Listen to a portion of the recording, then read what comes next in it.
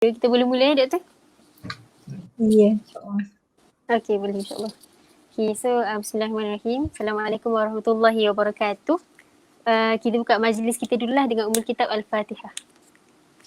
Bismillahirrahmanirrahim.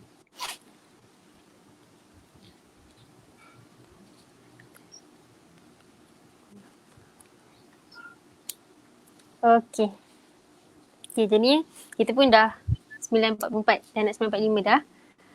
Jadinya insyaAllah malam ni kita akan bincangkan mengenai tajuk online learning, mengenai strategi daya tindak ke arah melestarikan pembelajaran atas talian lah ataupun online learning. So macam kita tahulah, kita dah berapa lama dah, ada beberapa minggu dah online learning ni, dan dia adalah satu fasa baru lah ataupun suasana baru untuk student dan lecturer sendiri belajar tanpa berjumpa kan, tanpa discussion semua atas online. Okay, jadinya jadi malam ni kita akan bincangkan beberapa tips ataupun cara handle stress lah daripada dua orang pensyarah kita, pensyarah USIM dua-duanya. Okay, jadi saya kenalkan dulu panel pertama kita, iaitu Dr. Anita binti Ismail. Assalamualaikum Dr. Saya. Salam. Okay, Dr. Anita merupakan pensyarah FEM, Fakulti Ekonomi Muamalat, dan juga Pusat Pengajian Teras. Okay. Jadinya panel kedua iaitu Dr. Abdul Rashid bin Abdul Aziz. Sihat Doktor? Sihat, Alhamdulillah. Okey, dan merupakan pensyarah kanan program kaunseling dalam bidang psikologi dan kaunseling lah. Okey, jadinya tanpa membuang masa, saya terus kepada soalan. Okey, soalan pertama untuk Dr. Anita. Apakah yang dimaksudkan dengan online learning?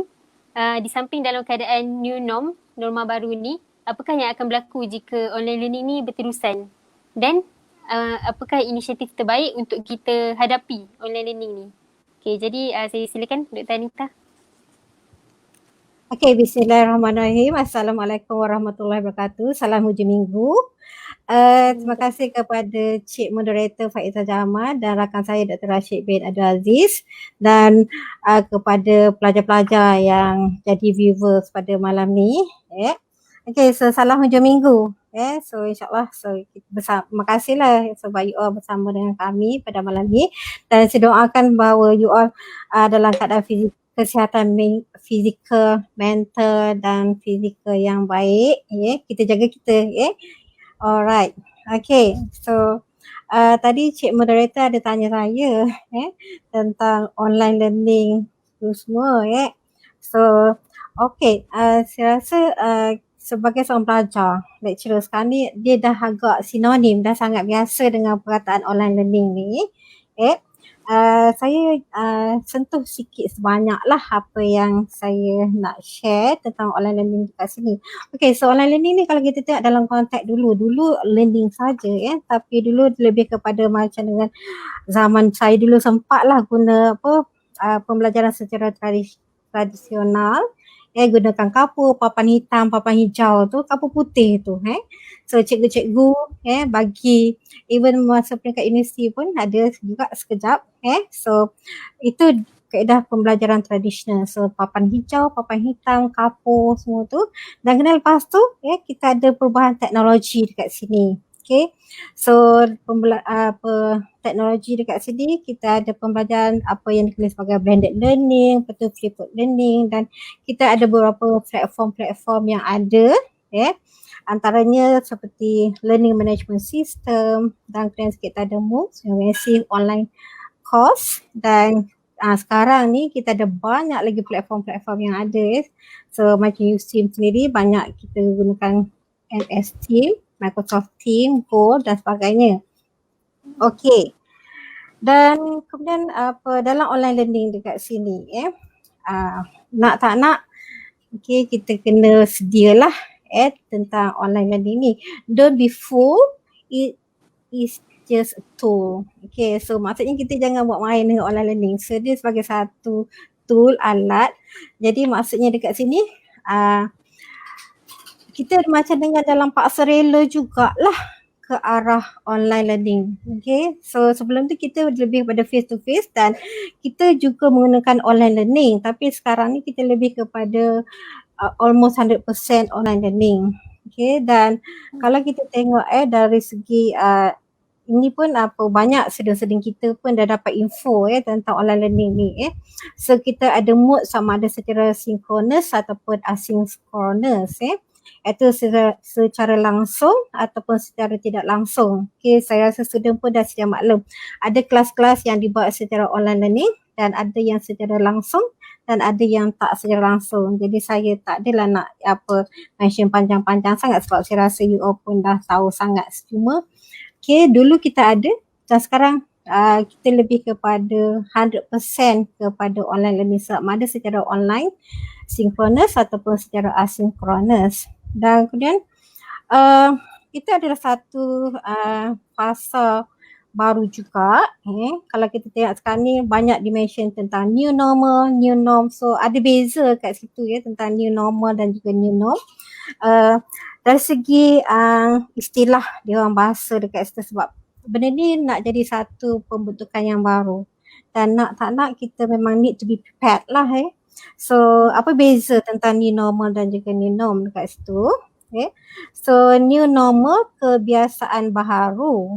Maksudnya tindakan atau tingkah laku yang baru atau tidak seperti kebiasaan untuk dijadikan standard atau biasa disebabkan oleh suatu perkara seperti pandemik, penyakit berjangkit dan usaha mengadaptasi keadaan baru.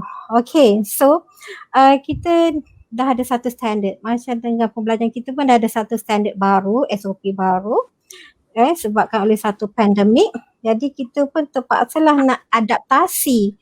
Okay, so kita cuba untuk ubah suai diri kita dengan keadaan yang baru. Okay, dan kita ada new norm ataupun norma baru dekat sini. Jadi peraturan baru yang diterima atau diguna pakai oleh masyarakat disebabkan berlakunya suatu perkara seperti pandemik, penyakit berjangkit.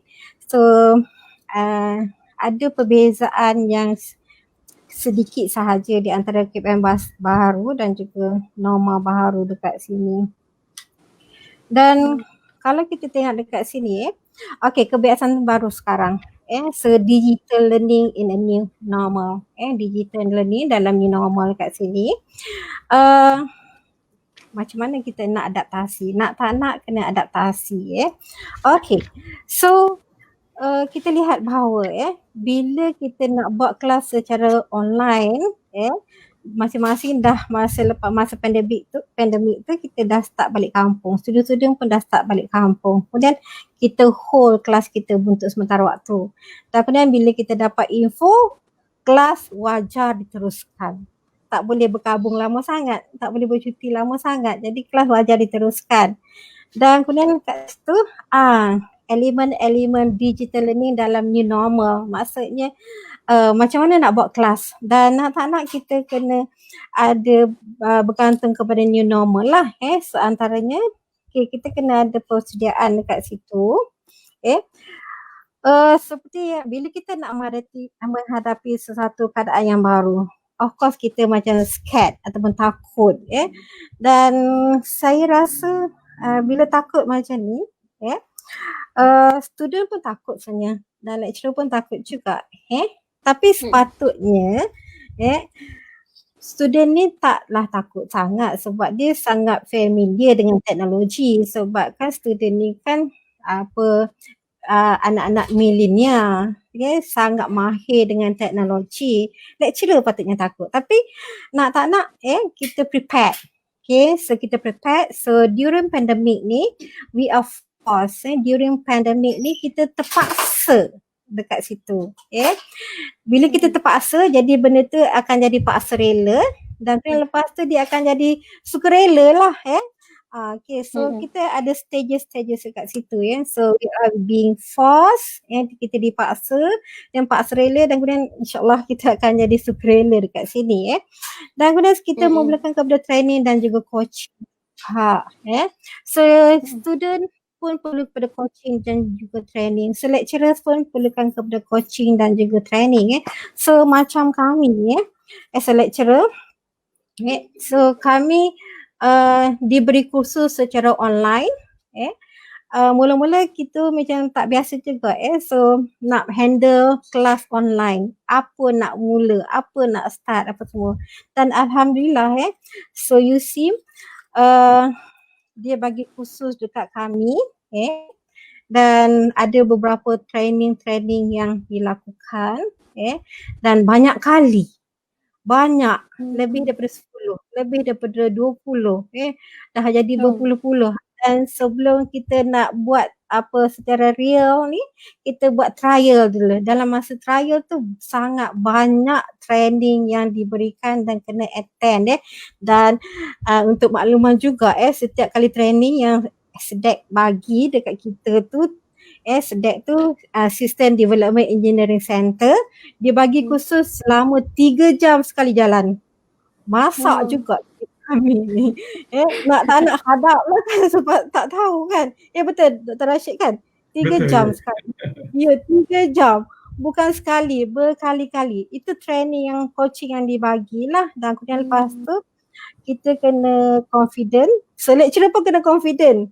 Walaupun mungkin tak confident juga kan. Mula-mula memang tak confident juga sebab nak buat kelas. Dan kemudian lepas tu bila lecturer kena confident, so indirectly student pun kena confident lah. Dan kemudian lepas tu kita kena alert dengan teknologi, so coping dengan teknologi, so prepare teknologi yang ada. Kalau netbook, laptop tu tak power, kena pergi cari kat kedai, cari yang power-power sebab kadang dekat USIM tu guna PC mungkin. Lepas tu ada yang kena beli laptop baru, kemudian beli peralatan-peralatan dan itulah persediaan dari segi ICT, hardware dan juga dari segi internet jugalah nak kena prepare. Dan kemudian lepas tu kita kena ada element of way forward. Okay. So move maksudnya dalam new normal dekat situ kita ada the way forward. The way forward dekat sini so ada 4 step. So antaranya adalah seperti storming, norming, forming, performing. Okay, ini step ni. Maksudnya we need to be ready. Okay, so the way forward. Dah nak tak nak kita macam being forced. So kita kena ubah adaptasi dengan norma baru dan the way forward what we should do ada 4 dekat sini: storming, norming, performing, storming, norming, forming, performing. Okay, so kita start dengan storming. Storming ni maksudnya apa dia? Okay, kita nak storm dekat situ macam dengan dia macam dengan satu cabaran baru. Bila satu cabaran baru, so kita perlu adaptasi. Kalau kita tak adaptasi, so mungkin kita akan left behind. Dan kalau kita tak adaptasi, mungkin sebagai seorang student, kalau you tak adaptasi dengan PDP online dekat sini, mungkin you kena tangguh semester. Sanggup ke kita tangguh semester because of tak boleh catch up dengan PDP online? Okay. So ada storming kat situ. So maksudnya elemen-elemen cabaran dekat situ. So apa dia? Pandemic. So maksudnya jangan nak tak nak adaptasi dekat situ ada elemen storming. Storm tu macam ombak dah datang kat kita kan, cabaran dekat situ dan kita kena what? Apa dia? So dan kemudian lepas tu bila dah ada ombak, cabaran, storming dekat situ, kita pergi pada norming. Itu yang dimention tentang norma-norma baru tu semua. So kita cuba adaptasi lah, used to it. Okay, dan saya rasa kita pun dalam proses norming sekarang ni mengadaptasi insyaAllah. Dan kemudian seterusnya pada elemen forming.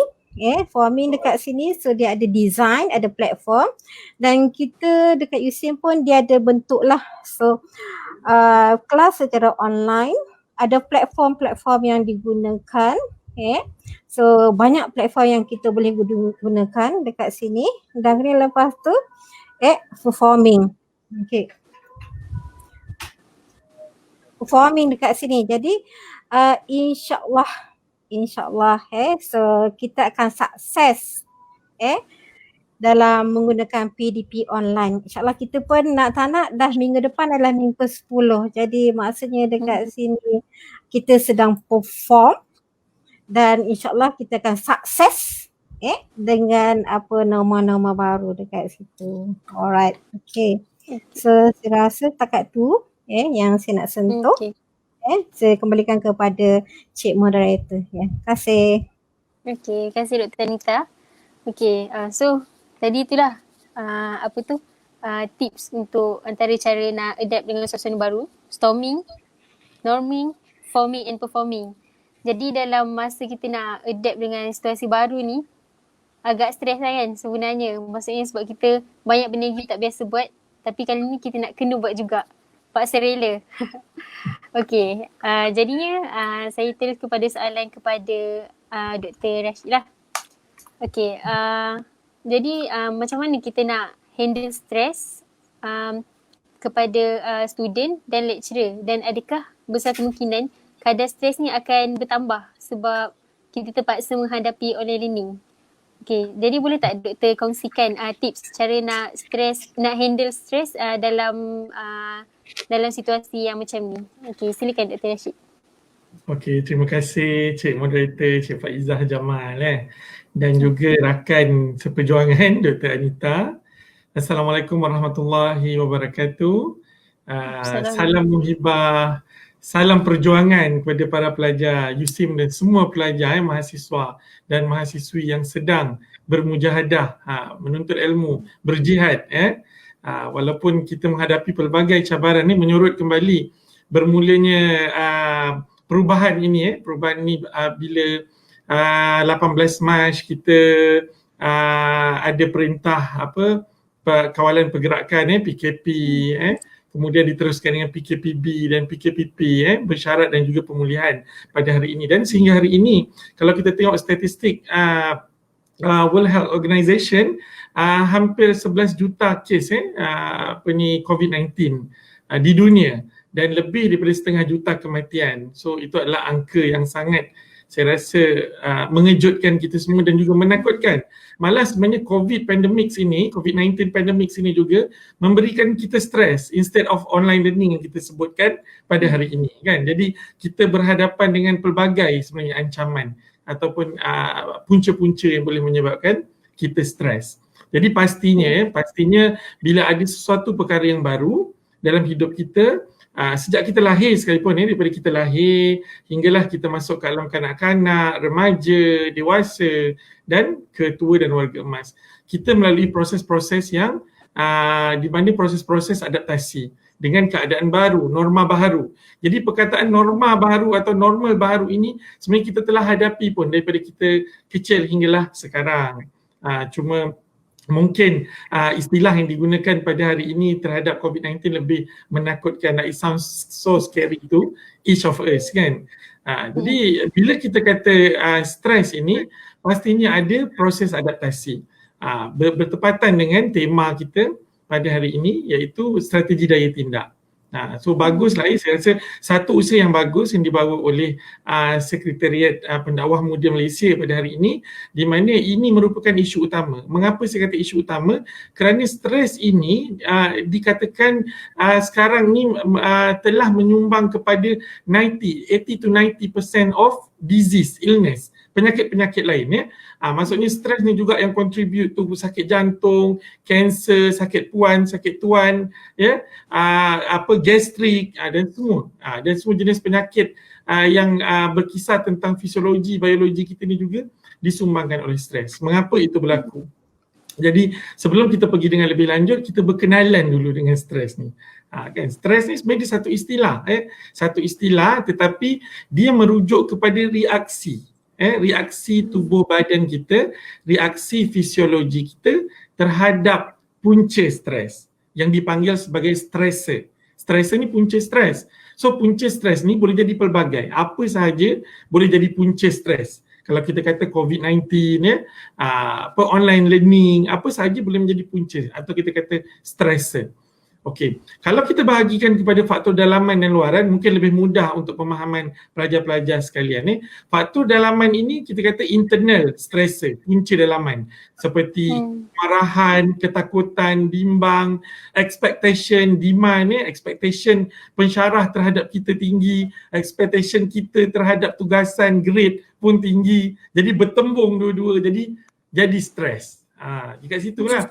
menyebabkan kita stres. Itu yang dalaman. Yang luaran pula apa dia? Kalau eksternal pula, stressor daripada external factor datang daripada COVID-19 pandemic saya sebutkan tadi. Online learning, tools yang nak digunakan. Kematian. Ada pula yang break up waktu ni kan. Tengah couple-couple break up pula. Jadi itu pun menyumbang lagi stres. Ada masalah dengan relationship. Kematian, sakit, demam, itu semua menyumbang juga kepada stres. Jadi bila kita cakap tentang stres, juga menariknya tentang stres ni sebenarnya. Kenapa saya cakap menariknya? Kerana kita selalu didedahkan stres ini membawa kepada keburukan. Tetapi sebenarnya ada dua istilah yang prominent. The most prominent dalam stres ni lah. Dia ada eustress dengan distress. Eustress ni adalah stres yang memberikan kesan yang baik. Use tu daripada perkataan euphoria, benda yang baik, yang positif. Maksudnya eustress ni tekanan yang memberikan kebaikan. Apa kebaikan yang diberi adalah creativity, perkembangan diri, personal growth. Kalau kita tak ada due date assignment, kalau kita tak ada tugasan yang diberikan, maka kita tak bergerak. Kita manusia ni kita static, kita leisure kan, enjoy all the time kan. Tapi bila ada due date kita mula bekerja, oh cepat-cepat assignment doktor ni, prof ni nak kena hantar. Jadi di situ stres telah memberikan kita pun membaca, membuat assignment, menganalisis, menghantar, teamwork dan sebagainya. Di situ melahirkan experience, melahirkan pengalaman, ilmu, inovasi, kreativiti, perkembangan diri. Okey, manakala stres yang kedua distress. Inilah yang selalu ditakuti oleh orang ramai. Itulah stres yang memberikan kesan yang negatif. Kenapa? Bila manusia itu tidak boleh beradaptasi dengan stres, maka dia akan berikan kesan buruk seperti kesan-kesan yang ringan, sederhana dan berat. Ringan mungkin baru tahap stres, bimbang, risau, mungkin ada simptom-simptom fizikal seperti sakit kepala, berat badan, lenguh di tengkuk, tegang, rasa di tengkuk, strain, your nerve strain, your muscle kan. Kemudian dia pergi pula simptom psikologi emosi seperti rasa marah, rasa geram, benci, sedih, memencilkan diri dan sebagainya. Manakala kalau yang teruk tu, kalau dah tahap teruk, kita kata distress yang tahap teruk tu dia dah bawa kepada mental disorder seperti schizophrenia, bipolar disorder, depression, suicide. Itu dah tahap yang paling teruk lah tu. Itu dah kena jumpa psikiatri, kena prescribe ubat dan sebagainya.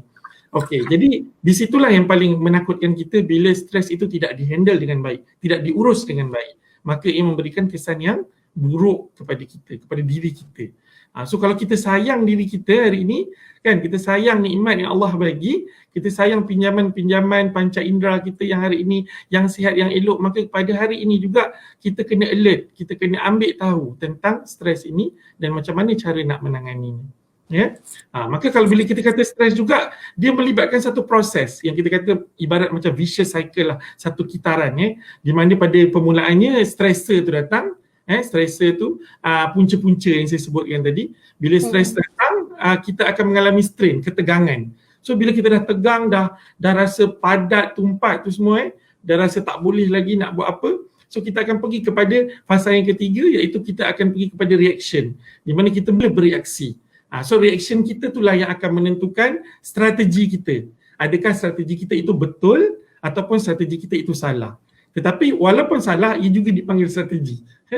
Strategi yang salah. Okay? Dan akhirnya dia akan kepada solution. Bila kita dah tahu apa solution yang terbaik untuk kita menangani stres. Jadi kalau kita pergi kepada strategi, bila kita kata stres, dia mesti akan related dengan, dia mesti akan berkait rapat dengan strategi daya tindak. Ataupun coping strategies, atau dalam istilah lain coping skills, kemahiran daya tindak atau cope dengan keadaan tersebut. So di sini saya suka untuk memudahkan pemahaman dan juga ringkasnya saya bahagikan kepada tiga pecahan dalam strategi daya tindak. Apa itu strategi daya tindak? Umumnya strategi daya tindak adalah langkah-langkah, kaedah-kaedah untuk kita mengurangkan tekanan psikologi yang kita hadapi, tekanan stres yang kita hadapi. Itulah strategi daya tindak. Sama ada kita aware ataupun tidak, kita menggunakan sebenarnya strategi daya tindak. Walaupun kita kata kita tidak buat apa-apa, itu juga sebenarnya strategi daya tindak kita yang akhirnya akan kesan yang lebih buruk. Okey. Jadi bila kita kata yang pertama, strategi daya tindak yang positif, ataupun dalam erti kata lain, gabungan elemen kognitif, emotif dan tingkah laku. saya suka bahagikan kepada 3B, konsep 3B untuk memudahkan pelajar buat teknik ni lah. Kalau kita dah rasa memang stres, simptom yang saya sebutkan tadi yang fizikal, dah rasa pening, sakit kepala, dah tension sangat sekarang ni, dah pertengahan dah kan, dan akhir-akhir juga dah kan, Dr. Anita minggu ke-10 dah ya, minggu depan. Jadi dah lagi berapa minggu je, due date pun semua dah kena hantar, presentation semua dah kena buat kan, semua dah rasa tak cukup masa dah kan. Jadi di situ kita kena ambil langkah. Yang pertama, tarik nafas dalam-dalam, berfikiran optimis. Yang pertama, B yang pertama, berfikiran optimis. Apa itu berfikiran optimis? Mungkin kita selalu dengar kan, berfikiran optimis ni kita sentiasa letakkan pemikiran yang baik berbanding yang tidak baik. Yang negatif-negatif ni memang selalu datang dulu. Manusia ni semua, saya, siapa semua pun, siapa sahaja pun, bila satu benda berlaku dia mai datang yang negatif dulu kan. Yang datang yang negatif. Tapi kehebatan seorang manusia itu, kekuatan seorang manusia itu, bila dia mampu menukarkan yang negatif itu menjadi positif sebenarnya. Maksudnya yang datang yang hak positif, yang negatif semua dia tukar. Kerana apa? Kerana perubahan itu, change is constant kan. Perubahan itu lumrah kehidupan. Kan? Jadi bila ada perubahan online learning, kita kena sentiasa berfikiran optimis. Okey, insya-Allah dengan belajar online learning ni, maka memudahkan saya untuk di dalam sektor pekerjaan nanti. Saya mungkin akan bekerja dengan lebih mudah di universiti pun sekarang, di tempat kerja pun sekarang dah mula gunakan video conferencing untuk meeting dan sebagainya. Jadi sekiranya kita dah terdedah dengan online learning, maka benda tu akan jadi lebih mudah untuk kita bila kita masuk ke sektor pekerjaan. Jadi bila kita kata berfikiran optimis ni, kita sentiasa cuba untuk membuat sesuatu yang kreatif, inovatif, kita pilih yang baik, kita tukar yang baik, kita tukar yang buruk kepada yang baik. Itu adalah yang pertama. Kalau dalam keadaan stres, sentiasa berfikiran positif dulu, tukar. Yang negatif ni semua yang datang ni tak, insya-Allah tidak. Ini cuma pemikiran saya saja. Ya. Yang kedua adalah berkomunikasi. Berkomunikasi maksudnya bila kita dalam keadaan stres, yang kedua berkomunikasi, mesti berkomunikasi dengan orang lain. Jangan bila kita stres ni, setengah kadang-kadang kalau kita nampak orang yang personality introvert dalam keadaan sekarang lagilah dia duduk seorang-seorang di dalam bilik. Sedar-sedar habis dia buat apa kita tak tahu kan. Dia kelar tangan dia ke dia buat apa tindakan-tindakan yang mencederakan diri dan sebagainya. Itu yang kita tak nak. Jadi elakkan daripada kita duduk seorang diri. Sebab bila kita duduk seorang, lagi macam-macam kan kita melayan perasaan kita, pemikiran negatif kita, syaitan pun mula datang pada waktu tu, menggoda masuk cocok jarum lagi kan. Jadi berhubung dengan orang lain, berhubung tak kisah melalui social media, Instagram ke, Facebook ke, WhatsApp ke kan. Berhubung dengan orang lain. Dan kita bercakap, meluahkan kepada orang lain, pada kawan baik. Kalau rasa tak adalah kawan yang kita boleh percaya untuk kita luahkan masalah kita, jumpa pensyarah. Kalau tak percaya juga dengan pensyarah kita, jumpa kaunselor. InsyaAllah kaunselor dia ada etika kerahsiaan. So berkomunikasi, bercakap, berhubung. Jangan duduk seorang diri. Okey. Yang ketiga, B yang ketiga adalah beriadah. Beriadah ni maksudnya walaupun pack, sehari mesti kena buat aktiviti relaksasi. Beriadah. Maksudnya beriadah ni bersenam, berjogging, take 10 minit, take 5, maksudnya tengah kalut-kalut buat assignment, edit video ni, berhenti sekejap 10 minit, regangkan otot, kan, regangkan tangan macam ni kan, gerak-gerak buat movement, Kemudian ambil nafas dalam-dalam, hentikan dan buang semula nafas tersebut, Jadi ambil nafas 10 minit okey untuk rehatkan otot, kan? Ataupun fokuskan pemikiran kita kepada benda-benda yang seronok. Waktu beriadah ni, kalau dalam istilah English kita panggil savoring life joys, kan, iaitu kita menikmati saat-saat indah tu tapi dalam pemikiran kita. Kita duduk kan, kita ingatkan dulu dengan ayah mandi kat air terjun dekat tepi pantai, bercuti kat Port Dickson. Kita ingat sebenarnya benda-benda yang positif itu dia boleh create mood yang positif juga. Dia akan tolak yang negatif semua pergi. Okey, itu 3B yang pertama. Okey, elakkan, yang kedua adalah strategi dari tindak untuk kita elakkan 3B juga. Tadi buat 3B, ini elak 3B. Strategi dari tindak yang negatif kita panggil. Iaitu kita elakkan daripada bertingkah laku negatif. Bila kita ada stres, kita hisap rokok banyak-banyak. Kan budak lelaki ada setengahnya kan. Hisap rokok habis tak putus rokok kan. Satu hari sampai berkotak-kotak. kan? Ataupun buat benda-benda yang tak elok lah, pengambilan dadah lah, pil ekstasi, benda-benda yang buruk ni lah kita cakap kan. Benda-benda yang negatif. Maksiat kita buat, maksiat tu saya rasa pelajar-pelajar Muslim faham apa maksud maksiat. Sekarang online ni pun macam-macam maksiat boleh buat secara online, pornografi dan sebagainya, elak kan. Itu bertingkah laku negatif, malah nak buat, tak nak buat apa-apa, pergi online, buka website yang bukan-bukan dan sebagainya. Okey, tu yang pertama. Yang kedua, berlebihan. B yang kedua, berlebihan buang masa. Ni buang masa ni tak sedar. Itu yang ada istilah kata apa, procrastination is a time theft. Procrastination is a thief of time. Kan? Apa dia? Sikap bertangguh itu adalah pencuri masa. So kita tak sedar ni, kita pun leisure, enjoy all the time. So sampai dah due date kita stres. Sebab apa? Sebab kita procrastinate. Bertangguh kan? Jadi elakkan dan jangan taksub. Jangan taksub. Yang ketiga, B yang ketiga ni saya nak kata berseronok. Kadang-kadang kita ni taksub. Yang ketiga, elakkan berseronok terlalu banyak, taksub ataupun obses. Kalau main game sampai pagi, 3-4 pagi. Kan? Itu taksub lah, kita kata obses. Kan? Tidur sampai daripada pagi pula tidur lepas main game sampai ke malam. Dr. Anita tak bangun, Dr. Anita. Ada yang macam tu, Dr. Anita. Dia tidur, dia shift siang tidur, malam dia berjaga. Dia jadi Batman. Kan? Kelawar. Jadi elakkan daripada berlebihan dalam konteks tersebut. Kita nak berseronok ada masa dia, tetapi kita tahu komitmen kita sebagai pelajar, apa prioriti kita. Utamakan yang utama. Tahu keutamaan kita. Okey, untuk tips yang ketiga, strategi daya tindak yang ketiga adalah strategi daya tindak psikospiritual. Ini agak sinonim dengan pelajar USIM. Saya rasa saya letakkan sebagai ringkasnya, saya buat akronim kepada konsep 5B. 5B. Semua B. Tadi 3B kan. Yang pertama, patut elak 3B yang kedua. Ini tambah 5 lagi. So 5B untuk psikospiritual yang pertama adalah berzikir. Kenapa perlu berzikir? Berzikir itu boleh mententeramkan batin kita, jiwa kita. Berzikir. Itu riwayat daripada hadis sahih Muslim yang mengatakan zikir yang elok kita amalkan adalah subhanallah, alhamdulillah, Allahu akbar. Itu yang paling ringkas. Subhanallah 33, alhamdulillah 33 kali dan Allahu akbar 34 kali. Amalkan. Itu boleh mententeramkan hati yang sedang, mungkin saya tak tahu level stres yang dihadapi oleh adik-adik, sahabat-sahabat, pelajar-pelajar, penonton di luar sana. Jadi kalau kita tahu, senang kita nak buat kan, kita buat scaling question je. Okey, level stres awak berapa, kita bagi soal selidik dan sebagainya kan, seperti DAS dan sebagainya. So bila kita tak tahu, jadi kita kena bagi tahu ini adalah teknik-teknik yang boleh dibuat kalau kita dah tak tahu nak buat apa. Sebab kita tahu di kalangan kita ni macam-macam manusia dia, pelbagai, unik dan sebagainya. Yang kedua, B yang kedua adalah baca Al-Quran. Itu semestinya lah. Baca Al-Quran, tafsir Al-Quran, sebab Al-Quran itu adalah mukjizat. Dalam Al-Quran itu ada penawar. Ada penawar yang boleh menyembuhkan. Yang ketiga, B yang ketiga adalah bersolat dan berjemaah.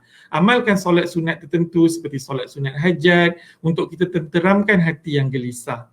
Hati yang tidak terdidik ini kan. Kalau kita rasa hati tak terdidik, ya Allah didik hati aku, ya Allah hati aku sekarang ni sedang sakit, ya Allah tolonglah kau ringankan beban hati aku ini, beban pemikiran aku ini, ya Allah kau kuatkanlah aku, kau tabahkanlah aku untuk menghadapinya kan. Jangan minta Allah mudahkan je, minta Allah kuatkan kita, tabahkan kita menghadapi.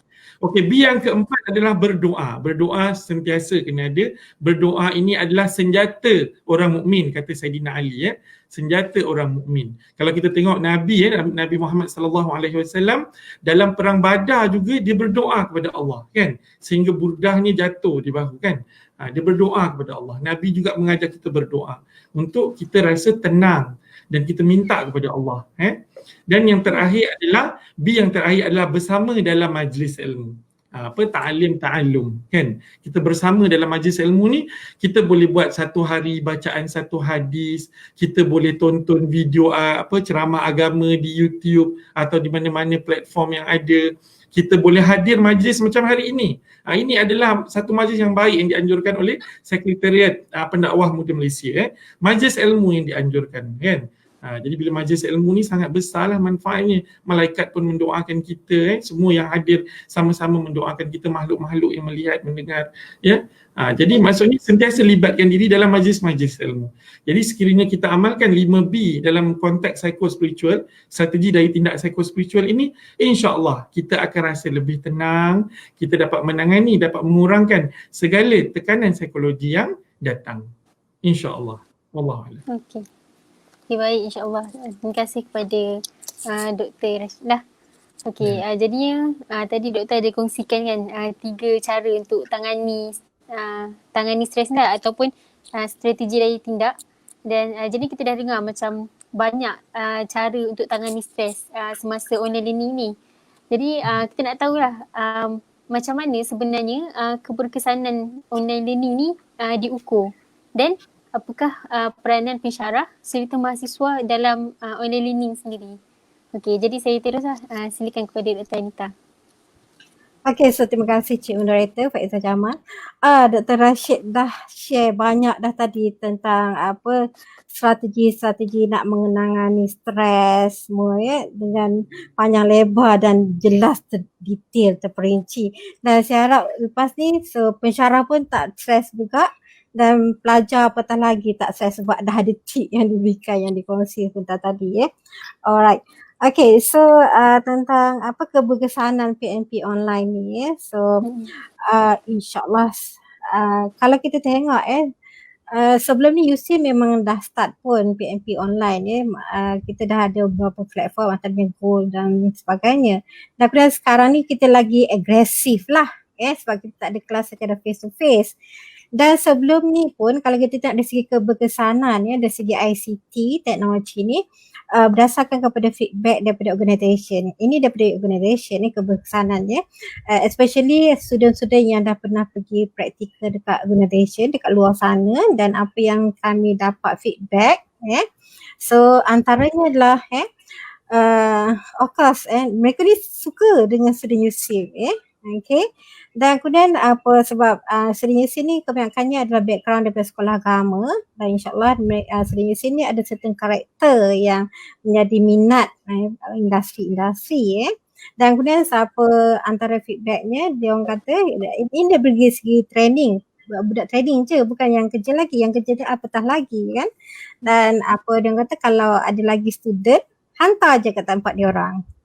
Betapa lakunya, promote lah sikit kan, betapa lakunya pelajar USIM ni So practical training pun orang nak, apatah lagi insyaAllah kalau dah habis, dah grad, dah complete nanti orang nak. Dan antara yang menarik minat organisasi adalah mereka berkata bahawa antara sebab di samping background agama yang baik mereka kata pelajar ICT ni pelajar UC ni pandai ICT.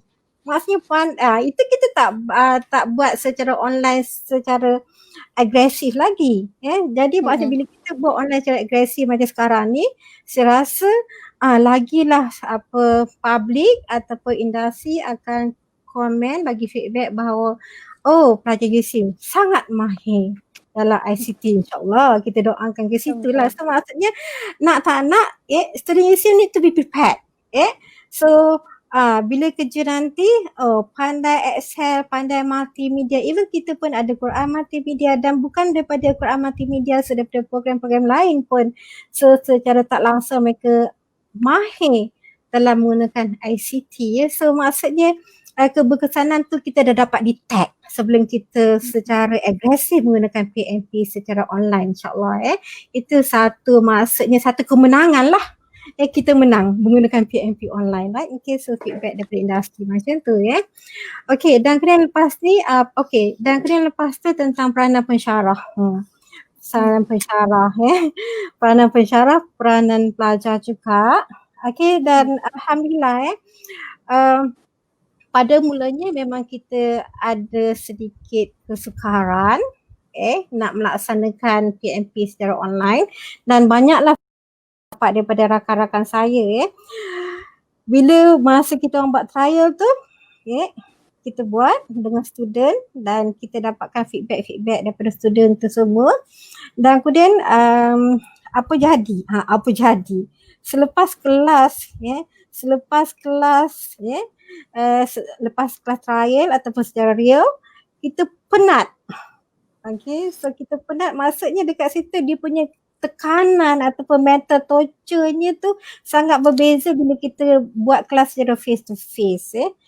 Penat sampai ada kes tak masak nasi apa semua kan, sebab minta pengecualian lah sebab tadi ada kelas online. Dia punya maksudnya dia punya stres tu agak, dia punya heat dia tu memang ada, dan lepas tu kita adjust So peranan dekat sini kita prepare, dan kita buat apa yang patut kita buat. So macam sekarang, so kita buat apa kelas secara online. Yes, kita prepare secara kelas secara online, dan kemudian lepas tu kita buat online test, dan online test pun banyak dah kita dah buat, dan banyak-banyak kelas pun dah buat online test, dan kemudian assignment boleh disubmit secara online juga, dan apa student juga So student, so minggu depan, minggu ni pun student pun dah start buat presentation. Jadi masing-masing buat peranan masing-masing. Dan kita pun tak ada banyak pilihan sangat, melainkan peranan kita untuk membuat, ataupun kalau kita tengok motor apa tu Nike Okay, so dia kata apa? Just do it. Pandai sangat lah kan. Just do it je lah kan. InsyaAllah kita memang senang cakap just do it, tapi insyaAllah kita buat dengan landasan dengan platform, dengan prosedur yang ditentukan oleh USIM lah So sekarang kita buat kelas online, dan kemudian sekarang pun dah ada test online peranannya pihak pensyarah prepare, dan student kena fulfill, dan kebanyakan subjek tak ada peperiksaan akhir, dan kita ada alternative assessment. So minggu depan dah masuk minggu ke-10, 10, 11, 12, 13, 14. So kita dalam masa 1 bulan saja lagi kita nak all out. Okay, so dalam tempoh 1 bulan ni lah kita perlu bertungkus lumus So jaga peranan masing-masing, dan kalau kita tak just do it mengikut apa landasan-landasan yang diperlukan, dan if not kita akan ketinggalan. So of course kita tak nak ketinggalan kan. Dan kemudian seterusnya kalau kita tengok tentang kesan tentang apa jadi tentang penggunaan online dekat sini, secara tak langsung kalau kita tengok kita ada banyak lambakan kerja, lambakan tugas. Jadi tugas kita jadi macam dengan double triple macam tu kan. Dia beza tu sebenarnya kan. So tak apa, so pensyarah pun sama, student pun sama, kita sama je sebenarnya Kalau sekarang ni musim student stress, tadi dah Dr. Rashid dah bagi tip dia, insyaAllah kita kurangkan stress kita Dan sekali kita tengok dalam konteks sekarang so lambakan tugas lecturer pun ada lambakan tugas, dan student pun ada lambakan tugas. Dan kalau kita tengok dari segi tugasan student banyak disalurkan kepada media sosial. Okay. Jadi masih dekat situ kalau kita tengok satu sort of advantages sort of peluang. Okay, kita menggunakan peluang-peluang menggunakan ICT, dan maybe tugasan-tugasan kita tu asalnya untuk tugasan je, untuk mangkah, tapi pada masa yang sama insyaAllah boleh dikongsi dengan masyarakat luar, dan mungkin ada insyaAllah di samping kita dapat mangkah, dan insyaAllah dapat pahala daripada Allah juga atas sharing-sharing yang kita buat. Kita share dekat mana? Dekat dalam YouTube. Kebanyakan assignment kan kena share dekat dalam YouTube kan. Nak tak nak, yelah dah tak boleh nak buat presentation. Okay, buat video, masuk kat dalam YouTube, masuk kat dalam Facebook. Kadang-kadang setengah lecturer tu dia nak berapa like apa semua, share apa semua kan. Jenuh lah nak share sana, share kat family keluarga lah, kat kawan-kawan lah. Kan dah jadi macam dengan satu networking kat situ, satu rantaian. Kita dah kalau COVID-19 kita nak putuskan rantaian, tapi kalau assignment kita secara tak langsung kita cambahkan rantaian. Ada beza kat situ. COVID nak putus. Tapi kalau macam dengan assignment di samping kita prepare tu, nak dapat markah kan. Kita prepare juga untuk insyaAllah lah saham akhirat kita nanti secara tak langsung kan, insyaAllah indah harapkan dekat situ. Dan macam kami pun as a lecturer pun terjebak jugalah dalam media sosial kan. So macam saya pun alamak terjebak, nak tak nak terjebak juga, menjebakkan diri jugalah kan. Jadi so you all pun nak tak nak terjebak juga. Tapi alhamdulillah kita terjebak dalam sesuatu yang boleh memanfaatkan diri kita dan juga orang lain juga. Sebab kalau kita tengok sebelum ni ada lambakan macam-macam. So why not kita as a student, as a lecturer, as academician dekat sini, kita lambakan dalam YouTube, dalam Facebook sesuatu yang boleh memberi manfaat kepada pihak luar, orang luar insyaAllah kan dulu. So inilah ada banyaklah video-video yang viral. Tapi video-video yang bercorak akademik ni dia kadang-kadang ambil masa juga untuk viral. Tapi tak apa. So at least kita dah start. Okay, at least kita dah start. Jadi maksudnya kalau tak start tu benda tu tak ada. Jadi bila dah start benda tu dah start ada, dah start capture in the market macam tu. Dan kemudian bila dah start capture in the market nanti lama-lama pun orang akan aware. Macam dengan program yang kita ada, program Quran Time. View-view dia sangat banyak dan sangat menarik. Okay, itu dari segi penggunaan ICT juga. InsyaAllah, so one finding, student-student USIM, assignment USIM, so dilambakkan dalam media sosial dan akan memberi manfaat kepada, sampai memberi manfaat kepada pensyarah student dan juga manfaat kepada orang luar ummah, masyarakat sosial di luar sana juga.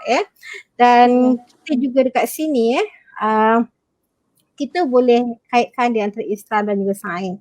So Islam dan sains di sini maksudnya kita kena blend together. So daripada ICT di sini, jadi maksudnya kita macam dengan manfaatkan ICT, PDP online kat sini untuk menyebar, untuk menyampaikan risalah-risalah Al-Quran juga. Right? Okay, so even kita punya assignment kita, mungkin berkaitan dengan stres. Okay, berkaitan dengan kreativiti, berkaitan dengan keusahawanan sains, apa tu semua. So, dia punya main sources ni adalah daripada Quran. Jadi maksudnya dekat sini kita manfaatkanlah ICT supaya masyarakat kat luar sana dapat ilmunya, right? Okay. Dan dekat USIM juga kita ada elemen qalbu dekat situ. So kita nak try mewujudkan elemen-elemen sains insani dekat situ. Dan dalam konteks apa? Kita nak memanusiakan manusia. Kita kan dah manusia kan. Mungkin apa tu memanusiakan manusia? So manusia, jadi maksudnya manusia tu nak dimanusiakan lagi. Kan, sebab dalam konteks yang paling simple cakap nak jadikan orang lah kan. Sebenarnya ni bukan orang kan, bukan manusia, orang, tapi apa, jadi maksudnya kita ni dalam konteks nak memanusiakan manusia insyaAllah, right? So maksudnya kita kena ada peranan masing-masing dan nak tak nak kita kena memanfaatkan ICT. Itu daripada saya setakat ni. So kembali kepada Cik Moderator. Terima kasih. Okay, terima kasih kepada Dr. Anita. So tadi Dr. ada kongsikan, sebenarnya betul lah dalam kita tak sedar sebenarnya assignment yang kita share tu, assignment tu tak adalah kita nak share sangat kan video-video yang manfaat, yang memberi pendidikan lah kepada masyarakat sebenarnya. Okay, jadi sebelum saya terus kepada soalan seterusnya, para penonton boleh, kalau ada soalan boleh terus drop. So nanti dekat sesi last Q&A nanti akan dibacakanlah soalannya. Okay, jadi saya terus kepada soalan terakhir saya kira lah. Jadi tadi Dr. Anita pun ada cakap pasal student USIM ni laku sebenarnya kat luar. Jadi macam mungkin kebolepasaran tu nampak tinggi. Tapi boleh tak Dr. Rashid kongsikan apakah persediaan dan strategi yang harus pelajar kuasai dalam pembelajaran online bagi meningkatkan potensi diri dan nilai kebolepasaran lepas grad nanti. Okey, insyaAllah. Silakan Dr. Rashid. Okey, terima kasih Cik Faizah yang berseri-seri malam ni. Walaupun dah di akhir. Di akhir sesi kita soalan terakhir Harap panjang lagi sekejap Dr. Anita Saya tertarik Dr. Anita cakap memanusiakan manusia, melahirkan insan yang holistik. Itulah falsafah pendidikan negara kita untuk melahirkan pelajar graduan yang holistik daripada segi jasmani, emosi, rohani dan inteleknya. Okey, jadi bila kita bercakap tentang kebolehpasaran pekerjaan, potensi diri, saya percaya di hadapan saya yang menonton ini, pelajar-pelajar saya ataupun pelajar-pelajar di USIM kebanyakannya adalah generasi Z, Gen Z di mana anda semua sebenarnya lebih adapt dengan teknologi, dengan virtual, online learning, digital semua ni. Jadi kami ni sebenarnya macam Dr. Anita cakap lebih struggle yang generasi Z, generasi Y, X atau baby boomer saya masih ada lagi di universiti. Jadi kami banyak juga perlu berkorban dan sebagainya untuk belajar.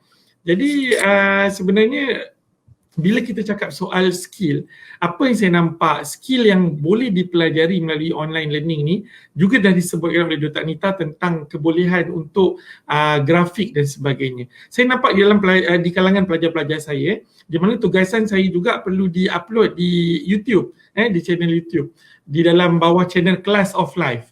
Jadi tugasan-tugasan kena hantar ke Class of Life channel. Jadi di situ saya melihat kreativiti pelajar dalam menghasilkan video 10 minit. Hanya 10 minit tapi pelajar-pelajar boleh guna pelbagai jenis apps, pelbagai jenis efek yang dipelajari sendiri seperti pelajar bidang multimedia dan juga grafik. Jadi itu adalah satu nilai, grafik ataupun video editing. Saya rasa satu nilai yang sangat penting dalam sektor pekerjaan pada masa akan datang bila setelah bergraduate, anda masuk ke dalam pekerjaan, ilmu-ilmu tersebut sangat penting sebab setiap syarikat sekarang ni mula bergerak ke arah multimedia ataupun digitalize ataupun IR 4.0 sekarang ni kan. So semua bergerak ke arah itu. Jadi sesiapa yang ada ilmu, dia akan ilmu berkaitan grafik, online learning dan sebagainya ini, dia menjadi satu value added kepada mereka. Yang kedua adalah dari segi kita kata SOCMED related career atau social media related career macam influencer. Di USIM ni saya dah nampak beberapa influencer di YouTube, di Instagram yang sangat masyhur, kita kata sangat masyhur. Jadi itu boleh menjadi satu bentuk kerjaya sebenarnya pada hari ini kan. Jadi kita juga ingin memperbanyakkan lagi benda-benda baik yang terdapat di dalam platform social media. Kita tak nak anak-anak generasi akan datang melihat benda-benda yang tak elok, budaya-budaya kuning saja. Jadi kita nak juga benda-benda yang baik. So pelajar USIM ni adalah sebagai perintis. Akli-nakli, kita gabungan daripada akli dan nakli. So kita harap kita dapat menjadi satu ejen perubahan kepada masyarakat. Jadi di situlah pentingnya kalau kita nampak online learning. Kerana kita boleh katakan online learning ni adalah the skills of tomorrow. Maksudnya skill yang akan digunakan pada masa akan datang, pada masa hadapan. So yang ketiga adalah apa yang saya nampak sekarang bila student didedahkan, pelajar didedahkan dengan online learning ini, maka platform-platform yang digunakan seperti Zoom, Webex, Microsoft Teams, Google Team, Google Classroom dan sebagainya menjadi satu benda yang familiar di kalangan pelajar dan itu juga boleh menjadi satu platform untuk pelajar yang menceburkan diri dalam bidang keusahawanan atau entrepreneurship. Di mana kalau kita tengok dalam 7 elemen of soft skill, elemen kemahiran insaniah yang perlu dikuasai oleh pelajar graduan, salah satunya adalah asas keusahawanan atau ilmu berkaitan keusahawanan. Jadi bila kita cakap ilmu keusahawanan tadi, bila pelajar dah tahu menggunakan platform media sosial, maka bolehlah daripada dekat universiti ni mula berjinak-jinak dengan meniaga jadi online seller. Itu dah jadi satu career dah kan. Malah ada pelajar sekolah sekalipun saya nampak 17 tahun yang saya baca melalui pembacaan saya mendapat pendapatan hampir 10,000 setiap bulan dengan menjadi online seller. Jadi di situ kita boleh buat duit lah, kita kata boleh jadi pekerjaan kita. Dan di setengah universiti yang ada pelajar engineering seperti di USIM tadi, mana-mana hasil ciptaan pelajar juga boleh dikomersialkan dalam platform media sosial. Jadi ini salah satu bentuk lah. Kita nampak bahawa online learning ini juga sikit sebanyak sebenarnya mempengaruhi nilai kemahiran insaniah. Seperti kita tahu kemahiran insaniah ada 7, antaranya adalah communication skill, kita ada leadership skill, teamwork skill, critical and problem solving skill, lifelong learning and information management, ethical and moral professional serta entrepreneurship skill. Jadi semua elemen ini bila kita belajar melalui online kita akan gunakan seperti teamwork, bila kita buat assignment, group assignment nak upload, kita akan hantar video kawan-kawan kita dan kita akan combine, cantum dan upload kan. So ada guna teamwork di situ, communication untuk menghasilkan video, leadership, ketua kumpulan kita kan, critical thinking terhadap tugasan yang diberikan pensyarah, lifelong learning, information management, sumber maklumat yang kita dapat ni kan daripada World Wide Web ni kan. Tu yang www selalu kita cari tu kan. So ethical and professional kat situ mendidik kita juga serta entrepreneurship. Tetapi apa pun dalam kita nak menjalankan segala gerak kerja ataupun perkara-perkara yang saya sebutkan ini, kita perlu ada 3B lagi sekali. Ni saya tak habis dengan 3B je kan. So depan-depan saya ni pelajar yang baik-baik, jadi 3B. Yang pertama kena berfokus. Dalam kita menjalankan apa sahaja kerja sebagai pelajar dalam online learning kena fokus. Sebab bila online learning kadang-kadang ada masalah, pelajar distracted kan, tak dapat dengar, sekejap terberhenti stuck dan sebagainya. Jadi fokus sangat penting. Fokus ni maksudnya pelajar kena catatkan segala due date yang penting, arahan pensyarah, kelas, pengisian kelas, di goals ataupun di MST ke ataupun di Zoom ke, kena betul-betul commit dengan kelas tersebut. Make sure kena berfokus, kena fokus. Yang kedua adalah bermatlamat. Maksudnya dekat sini pelajar mesti kena ada matlamat. Bila kita dah masuk ke fasa online, jangan semua jadi macam lost kan. Dah tak tahu nak apa. Matlamat kita, pointer SEM ni kita nak letakkan berapa, target kita mesti ada. Nak 4 flat SEM ni, nak anugerah dekan SEM ni kan, mesti kena ada target. Matlamat kena ada. Dan matlamat tu besar. Dia satu konsep yang besar. Dia ada matlamat jangka pendek, sederhana dan panjang. Kalau jangka pendek ni jadual harian kita. Pagi-pagi Faizah dia buat jadual dia kan. Contohnya Faizah nak apa, nak mandi, nak solat, kemudian jadual kelas dan sebagainya. Macam tu juga dengan pelajar-pelajar lah, maksudnya sampai ke malam jadual tidur yang mencukupi 7 hingga 8 jam. So kita kena ada matlamat tadi. Tugas kita nak buat apa, bila nak hantar kan, macam mana nak dapatkan maklumat dan sebagainya. Yang ketiga yang terakhir adalah berdisiplin. Disiplin ni sangat penting. Disiplin ni melibatkan pengurusan masa kita. Maksudnya masa kita kena betul-betul atur dengan baik kan. Dalam surah Al-As Allah juga telah bersumpah demi masa, berkaitan dengan masa kan, menunjukkan betapa pentingnya makhluk masa itu untuk kita jaga, untuk kita betul-betul manfaatkan. Tadi pun saya dah sentuh tentang sikap bertangguh kan. Jadi elakkan bertangguh.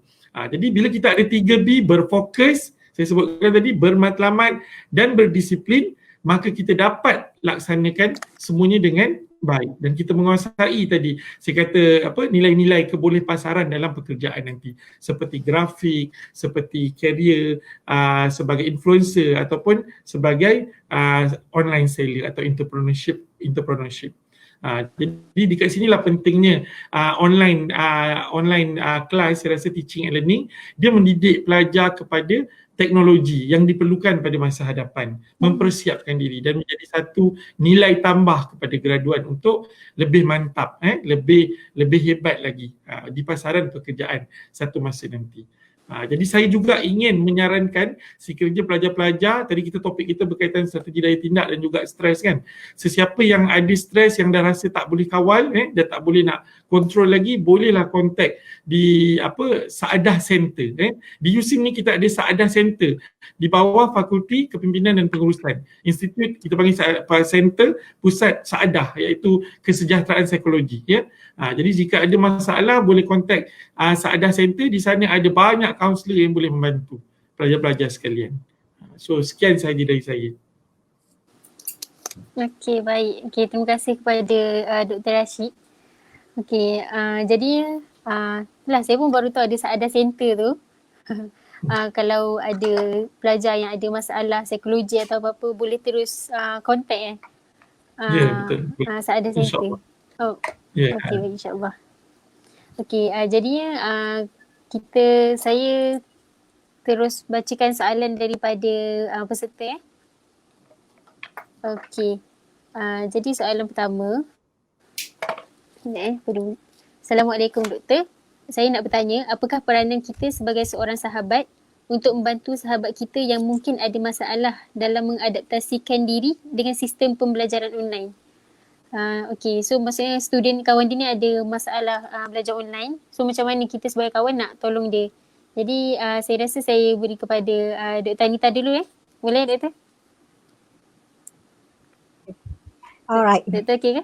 Okay, so silakan. terima kasih. Saya cuba alright, okay. Okay, so terima kasih. Saya cuba menjawab soalan ni. Okay, so ada yang bertanya dekat sini, apakah peranan kita sebagai seorang sahabat untuk membantu sahabat kita yang mungkin ada masalah dalam mengadaptasi diri dengan sistem pembelajaran online. Okay, so dekat sini kalau kita nama sahabat, jadi maksudnya bila sahabat kita perlukan bantuan, jadi kita yang mengaku diri kita ni sebagai seorang sahabat, so kita kena bantulah. Alright. Okay, so saya nak share sikit dalam konteks saya. Okay, so dalam konteks saya, so sebenarnya kami pun perlu kepada support juga. Saya pun bila saya USIM kena implementkan PDP online, jadi kami pun kena prepare. Dan di samping tu kami ada beberapa sahabat macam yang dimention tadi sebab kami ni bukan golongan milenial, kami ni golongan ada yang baby boomer, Gen Y, Gen X macam tu. Jadi tentang ICT ni memerlukan masa juga dan ada sahabat saya yang saya pun yang bukan golongan milenial. Jadi saya menghadapi kesukaran juga. Dan bila saya menghadapi kesukaran, dan saya rasa ada kawan saya juga yang menghadapi kesukaran. Jadi saya support dia. Dan saya apa yang saya support, saya sampai kena pergi kat rumah dia sampai berapa kali jugalah untuk membantu dia. Jadi maksudnya dalam konteks dekat sini, jadi kita kena tahu jadi good listener, apa masalah dia, dan kena seterusnya kita kena tanya dia apa yang dia perlukan. Jadi maksudnya dekat sini dalam konteks support group sangatlah penting. Dan mungkin juga lepas ni kita buat apa Telegram ke WhatsApp group so support group apa online learning macam tu. Okay, so mungkin Dr. Rashid pun boleh ada so maksudnya dekat situ boleh communicate ataupun kita ada support group macam tu untuk menangani masalah-masalah pembelajaran online especially dekat sini, right? Okay, insyaAllah. Itu saja daripada saya. Okay, terima kasih Dr. Anita. Okay, saya terus pada soalan seterusnya kepada untuk Dr. Rashid lah kot. Ada audience tanya macam mana nak contact dengan Saadah Center tu? Okey, senang je nak contact Saadah Center. Boleh ke website Fakulti Kepimpinan dan Pengurusan, di situ dah ada satu kolom untuk Saadah Center. Boleh type, dah ada dalam website USIM saya rasa. Ataupun boleh tanya mana-mana pensyarah psikologi kaunseling, program kaunseling termasuk saya. Kita dah ada center untuk kita bantu orang-orang yang pelajar USIM dan juga orang luar lah untuk berhadapan dengan apa-apa saja isu psikologi.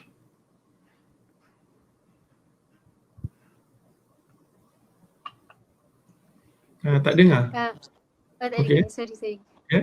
Dia orang luar pun boleh boleh, ya, boleh. Okey. Okey, saya nak sentuh sikit tadi yang kawan bantu kawan tadi, boleh tak? Yang macam mana kita nak bantu kawan tadi. Okey, daripada perkataan bantu BANTU. Yang pertama kita kena berusaha, tak kisahlah kawan yang tak tahu tentang online learning dan kawan yang nak tolong, kena usaha sehingga kawan tersebut mahir, dan orang yang tak tahu tadi kena belajar, berusaha. Berusaha tu penting. Kita tak boleh hanya berpeluk tubuh, kata tak tahu, kita tak ada ini dan sebagainya. Kita kena berusaha bersungguh-sungguh. Yang kedua, A adalah altruism, sikap suka membantu orang lain. Sikap kita murah untuk membantu, suka membantu orang lain, altruisme. Yang ketiga adalah kita punya N, BAN kan, N niat. Niat kita kena sentiasa ikhlas kan, innamal a'malu binniyat. Setiap perkara perlu dimulai dengan niat kan. Jadi kita kena ada niat yang baik untuk membantu kawan-kawan yang lain. Niat kita, ya Allah, aku bantu kawan aku, insya-Allah dengan kita bantu dia, kita akan dapat lagi banyak Allah bagi kita ilmu kan. Yang keempat adalah T.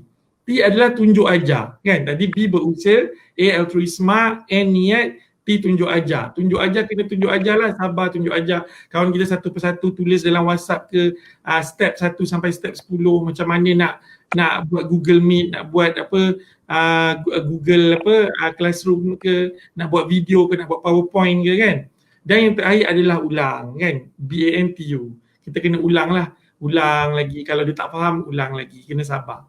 So insyaAllah kalau kita amalkan konsep bantu tu sendiri, akronim bantu tu, insyaAllah kawan kita akan faham, jelas dan menguasai apa sahaja masalah berkaitan online learning. Okey, baik. Terima kasih Doktor. Okey, soalan seterusnya. Bagaimana untuk kita terus fokus ketika online learning supaya tak hilang minat dan fokus ketika belajar lah. Kadang-kadang kita sebagai anak ada tugas lain nak kena buat. Jadi bagaimana untuk terus berbakti kepada ibu bapa pada masa yang sama, terus committed dan fokus untuk pembelajaran secara online ni. Okey, jadi saya silakan Dr. Anita dulu lah. Okay, so terima kasih. Soalan dekat sini tentang nak terus fokus pada online learning, lepas tu kadang-kadang hilang minat dan kemudian pada masa yang sama kena bakti pada ibu bapa. Okay. So soalan ni, masalah ni banyak diutarakan sebenarnya. Dan kalau kita dalam konteks sekarang ni, student banyak berada di kampung bersama keluarga. Dan pada masa yang sama sebagai seorang anak, so priority kepada ibu juga, dan pada masa yang sama juga priority sebagai seorang pelajar. Dan bagi saya ada juga, bagi saya elok student ni meletakkan priority kepada seorang ibu, bapa, sebab ada pelajar kita terpaksa menghantar ibu bapa ke klinik, tolong bekerja, support keluarga, menyara kehidupan dan sebagainya. Pada masa yang sama kena jalankan tanggungjawab sebagai seorang student juga. Dan kemudian prioriti pada ibu bapa, dan kemudian pada masa yang sama tanggungjawab sebagai student kena berjalan juga. Benda ni kena berjalan serentak dan kadang akan menimbulkan konflik juga. Dan kemudian siapa patut juga communicate ataupun bagi tahu dekat parent bahawa boleh tak dalam masa sekarang ni masa agak kritikal, boleh tak bagi kelonggaran macam PKP pula kelonggaran untuk fokus kepada study. Sebab sekarang ni memang masa agak terhad dan sangat peak. Bagi tahu, communicate dengan parents waktu ni Along, Aci, Angah nak fokus pada study, dan insyaAllah selepas dalam tempoh masa sebulan ni, so Allah Along, Angah akan support pada parent lah. So maksudnya kena open communication dengan parent juga, dan supaya parent memahami lah Okay, dan lepas tu tentang hilang fokus juga kita kena tengok, kita ni memanglah ke laut kadang ke laut kan, biasa budak-budak cakap, student cakap ke laut kan, ke laut buat apa kan, mandi lah kan. Okay. Lepas tu ke laut, balik ke pantai lah macam tu. Jadi kita kena find masa lah, masa, tempat. Kalau macam dengan tak boleh nak fokus pagi waktu kelas, so kebanyakan kelas akan dibuat walaupun secara live, so ada juga secara asinkronus rakaman. Okay, mungkin lihat balik rakaman-rakaman tu pada sebelah malam, dan kemudian ada kelas yang dia buat test secara online, masa tu memang kena buat secara online lah. So find masa yang sesuai. Kalau tak dapat pagi, komit pagi, fokus waktu malam, dan cari tempat. So tempat mungkin setengah tu dia dalam bilik, setengah tu di ruang tamu, setengah tu kat tempat kat luar, kat padang ke apa. So find place, masa yang sesuai, dan most important thing juga set priority. So set priority. So kalau ada banyak assignment, okay, so assignment bila due, so yang mana nak kena buat dulu. Dan at the same time, jadilah anak yang baik untuk mak dan ayah. That is most important. Blessing mak ayah adalah sangat-sangat penting. Okay.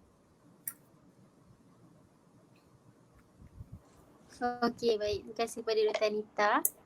Okey, saya terus pada soalan seterusnya. Saya ingin mengajukan soalan kepada Dr. Rashid. Bagaimanakah ingin mengelakkan rasa malas atau tiada mood dalam menjalani online learning? Okey, silakan Dr. Rashid. Itu yang dikatakan tu selalunya virus M kan, virus malas. Memang kita manusia ni sentiasa ada virus malas kita kalau boleh nak ada vitamin rajin kan, vitamin R rajin kan. Jadi malas ni adalah perkara biasa yang akan dihadapi oleh kita bila kita buat satu perkara secara berulang kita mula rasa bosan.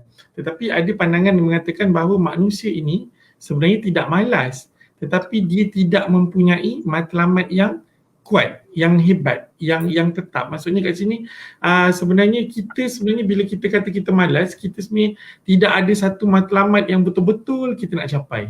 Kan? Maksudnya bila kita ada betul-betul matlamat yang kita nak capai, contohnya kita letakkan saya nak score paper ni dengan grade apa-apa-apa. So insya-Allah benda tu akan datang dengan sendirinya rasa motivasi kita untuk bergerak ke arah tersebut. Kan? So selain daripada itu mungkin kita boleh gunakan kaedah motivasi lah. Selalunya kita ada kita kata motivasi dalaman dan luaran. Kalau kita nampak motivasi luaran ni macam kita bagi reward kat diri kita. Bila kita malas kita cakap okey, contohnya lah nama saya Hafizah. Hafizah, kalau Hafizah dapat tonton video ni sampai habis, lecturer A ni sampai habis, insya-Allah Hafizah lepas ni boleh tengok cerita Korea. Kan? Ataupun reward dia boleh pergi beli baju selai, kan? Ataupun reward dia boleh makan aiskrim. Jadi kita rasa macam kalau kita tak buat benda tu, kita tak boleh dapat reward tu. Kan? Maksudnya kita gunakan kaedah motivation atau motivasi luaran untuk kita meningkatkan motivasi kita tadi. Sebab kita kata tadi bila kita malas tu kita tak ada motivasi. Motivasi tu apa? Motif dan aksi. Motif tu benda yang kita nak capai. Kan? Dia berkait balik pada matlamat lah kita cakap tadi. Matlamat kita motif, aksi tu kita punya pergerakan. So kalau kita lemah aksi kita tak nak buat benda tu, bermaksud kita tak ada motif yang strong, yang kuat untuk kita capai. So bila kita ada motif yang strong, matlamat yang kuat, insya-Allah kita akan bergerak. Dan itulah yang kita panggil sebagai motivasi dalaman, internal, intrinsic motivation. Tadi extrinsic dengan intrinsic.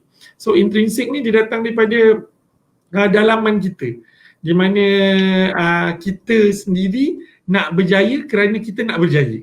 Contohnya Faizah nak dapat 4 flat sebab Faizah nak dapat 4 flat. Faizah memang nak dapat anugerah dekan sebab Faizah nak dapat anugerah dekan. So Faizah akan bergerak ke arah itu. Jadi selalunya bila kita nak dapat motivation tersebut, kita kena selalu melihat kejayaan orang lain, membaca kejayaan orang lain supaya memberi inspirasi kepada kita. So bila kita terinspirasi, insya-Allah kita akan bergerak. Kita dah takkan lagi statik, dah takkan lagi malas dah, sebab kita dah terinspirasi. Maka kisah-kisah kejayaan orang lain, kisah-kisah ketokohan orang lain, kejayaan dan sebagainya, matlamat yang kita letakkan, impian yang kita letakkan. Kalau saya dulu saya amalkan konsep letakkan kata-kata semangat untuk memotivasikan saya malas, untuk mengelakkan saya malas. Contohnya saya letakkan beberapa perkataan yang saya rasa pada waktu tu agak memberikan kekuatan kepada saya, ialah satu perkataan tu, nothing is impossible to a willing heart. Nothing is impossible to a willing heart. Tak ada perkara yang mustahil dalam hidup ni kalau hati kita nak. Maksudnya kalau kita nekat nak dapat benda tu, kita boleh dapat benda tu. Kita mesti boleh dapat benda tu. Jadi kedua perkataan seperti saya pernah juga letakkan bila saya rasa terlalu susah untuk belajar, saya letakkan bahawa reach the sky even you have to stand on a cactus. Capailah bintang, reach the sky, reach your star, kan? Even you have to stand on a cactus, kan? Stand on a cactus tu bukannya senang, kan? Berduri, kan? Tajam. Jadi kita nak capai impian kita walaupun kita berhadapan dengan sakit, penat, letih dan sebagainya. Dan yang ketiga, selalu yang menginspirasikan saya adalah surah An-Najm ayat 39 dan 40. Cuba anda di luar sana cari surah An-Najm ayat 39 dan 40. Apa terjemahannya? Di mana Allah itu akan memberikan kita setakat mana yang kita usahakan. Allah akan tunjukkan kepada kita balik apa yang kita usahakan tersebut. Kalau usaha kita A lah yang kita dapat. Kalau usaha kita B lah yang kita dapat. Kalau usaha kita D, E lah yang akan kita dapat. Jadi bila kita ada inspirasi-inspirasi begini, maka dia akan memotivasikan kita. Yang rasa lemah, malas tadi semua, dia pergilah semua. Sebab kita dah tahu apa yang kita nak capai, matlamat kita, inspirasi kita kan. Dan yang paling bagus sekali, yang boleh menginspirasi, letak gambar mak dan ayah dalam bilik. Tengok muka mak dan ayah, ingatkan apa yang kita nak buat dengan mak ayah kita ni nanti bila kita bekerja. Nak naikkan mak ayah haji ke, nak belikan ayah baju baru, jam tangan, pakaian dan sebagainya. Jadikan itu sebagai inspirasi yang paling kuat dalam diri kita untuk bergerak ke arah matlamat yang kita nak capai. InsyaAllah bila kita nampak muka mak ayah yang makin sayu, yang penat letih membesarkan kita, InsyaAllah dekat situ datang rajin untuk berusaha keras untuk dapatkan, untuk buat apa yang kita nak pada mak dan ayah kita satu masa nanti. InsyaAllah. Wallahualam. Okey, baik, insyaAllah. Terima kasih pada Dr. Rashid. Okey, soalan seterusnya. Assalamualaikum Doktor, saya nak tanya adakah penting peranan dan sokongan keluarga dan orang sekeliling dalam mengurangkan stres ketika online learning? Okey, jadi silakan Dr. Anita. Alright, so terima kasih moderator. Okay, so dekat sini soalan tentang apa peranan penting dan sokongan keluarga dan orang sekeliling dalam mengurangkan stres ketika online learning ya. Okay, kita tengok kita ni manusia kan. So manusia insan, so maksudnya kita berada dalam grup ataupun kelompok. So kelompok kita sekarang yang paling hampir adalah keluarga kita lah dalam konteks kita sekarang So kalau kita dekat UC, so kelompok kumpulan yang kita ada adalah kawan-kawan kita. Tapi dalam konteks sekarang, so kita lebih dekat dengan parent. Dan sokongan parent, ahli keluarga memang sangat-sangat penting Dan apa yang kita boleh buat so mohon mak ayah doakan kita cakap dengan mak ayah minta doa dia blessing dan kemudian siapa lagi student saya pernah mention dia nak apa daripada parent dia nak apa tahu jawapan yang saya tak boleh lupa. So saya tak pernah tanya dia so dia nak tidur atas bibir mak dia. Jadi maksudnya di sini so apa yang kita nak kadang tu so kadang-kadang parent kita dah boleh bagi kita laptop yang canggih, internet apa semua elemen-elemen materialistik, but pada masa yang sama kita juga memerlukan elemen-elemen non-materialistik berbentuk kasih sayang so cakap dengan mak, so dengan parent, so we need support, we need love dan kemudian so kiranya kalau ada apa-apa so share dengan parent ataupun share dengan adik-beradik yang lain so dengan orang sekeliling yang kita boleh percaya.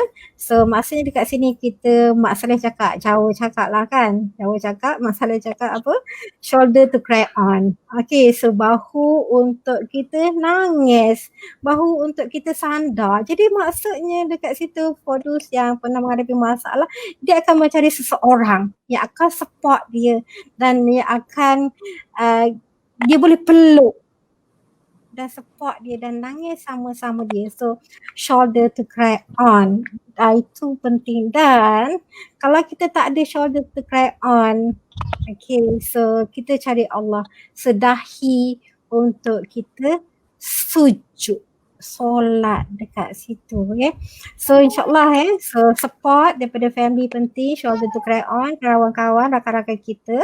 Dan insyaAllah in case kalau tak dapat support so kita ada Allah sentiasa mendengar rintihan-rintihan kita dan kita ada dahi untuk kita sujud, meaning that untuk kita doa dan tunaikan solat insyaAllah Alright, so kalau nak jadi dalam tempoh jadi student ni so benarnya kan so elemen spiritual sangatlah tinggi alright, so elemen spiritual jangan nangkal waktu ni memang problem sikit.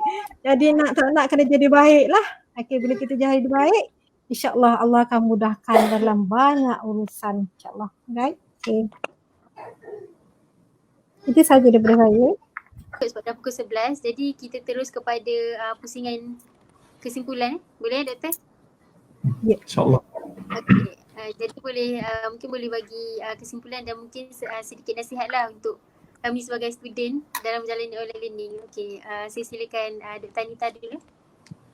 Alright, okay. So tadi pun sebab kesimpulan tadi pun saya dah mention, just do it. Dan kemudian lepas tu kita kena break through obstacle, halangan-halangan tu, kita ada roadblock kat tu, kita kena pecahkanlah halangan-halangan tu, Dan kemudian jangan lupa masukkan elemen-elemen spiritual, So sekarang ni musim-musim especially sebagai seorang student, kena banyak zikir, solat tu semua, elemen-elemen spiritual sangatlah penting, Okay.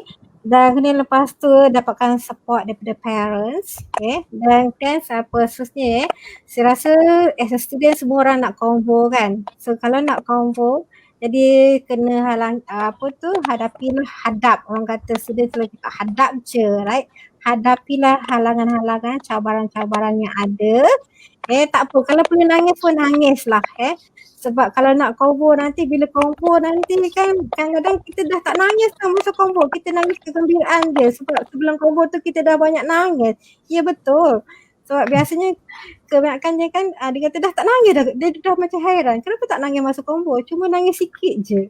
Sebab sebelum nak convo dah nangis banyak dah. Alright, okay.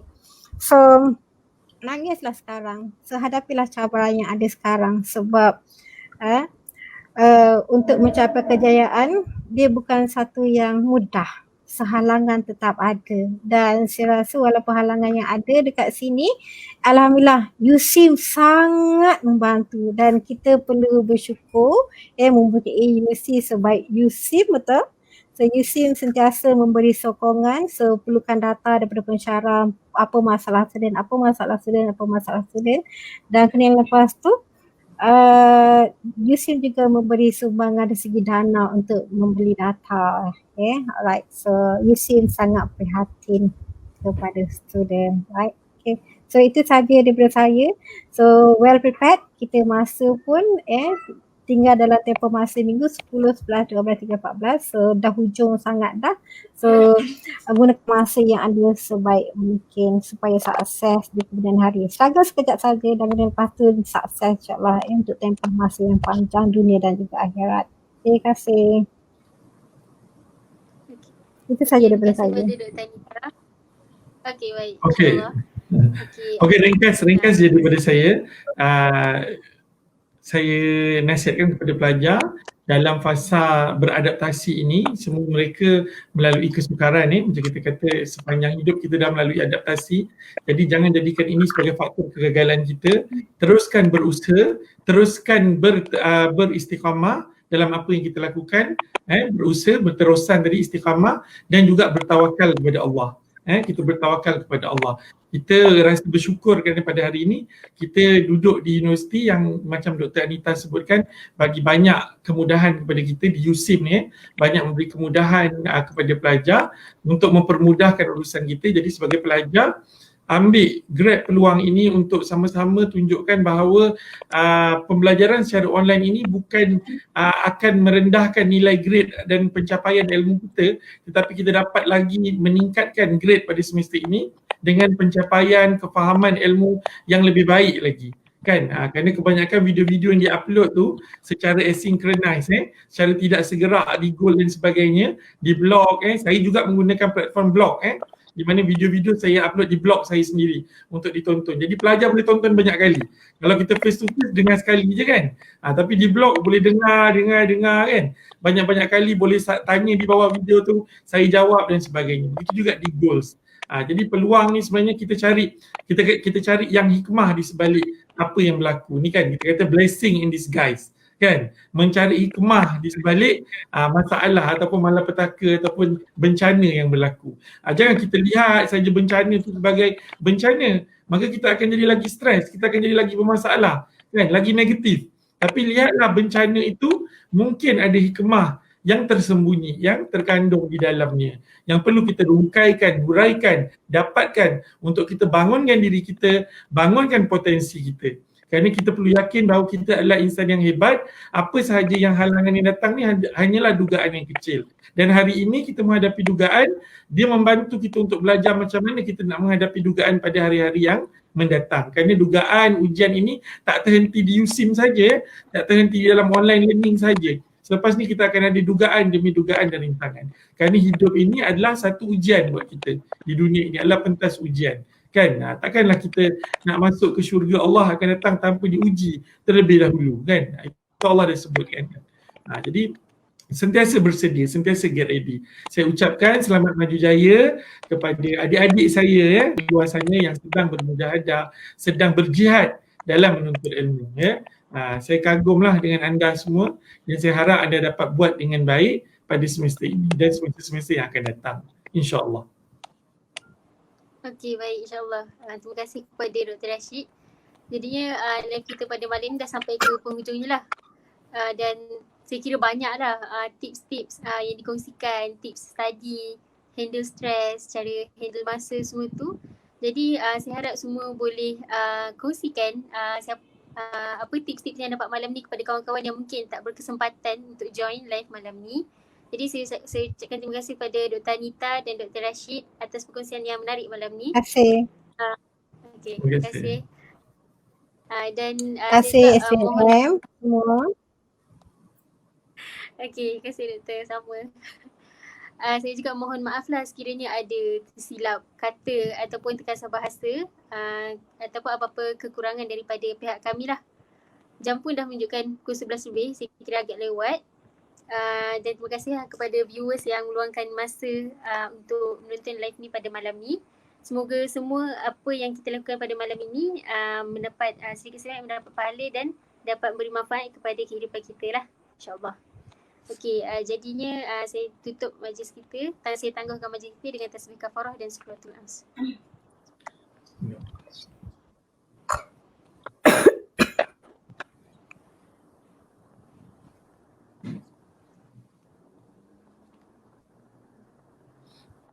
Okey. Terima kasih semua. Terima kasih menjemput saya. Terima kasih semua. Terima kasih semua. Mak Azawati. Terima kasih Pak Izzah. Maaf.